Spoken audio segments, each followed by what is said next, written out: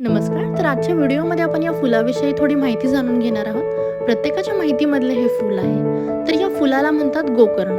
तर तुम्ही कधी विचार केलात का की याला गोकर्ण असं नाव का पडलेलं आहे? तर तुम्ही कधी हे फूल बघितलं तर याचं तुम्ही आवर्जून निरीक्षण करा. निरीक्षण केल्यानंतर तुम्हाला जाणवेल की या फुलांच्या ज्या पाकळ्या आहेत, त्या पाकळ्यांचा जो आकार आहे हा गायीच्या कानांसारखा आहे. त्यामुळे या फुलाला गोकर्ण असं नाव पडलेलं आहे. आणि हे फूल अत्यंत पवित्र आहे. या फुलाचा जो उपयोग आहे हा देवपूजेसाठी केला जातो. त्याचबरोबर औषधांमध्ये हे फूल वापरलं जातं. म्हणजे या फुलाच्या ज्या शेंगा आहेत, पानं आहेत किंवा त्याची झाडाची साल आहे किंवा त्याच्या मुळ्या आहेत, या प्रत्येक गोष्टीचा जो उपयोग आहे हा औषधांमध्ये केला जातो. आपली जर तुम्हाला ही माहिती आवडली असेल तर आपल्या या चॅनलला नक्की सबस्क्राईब करा. थँक्यू.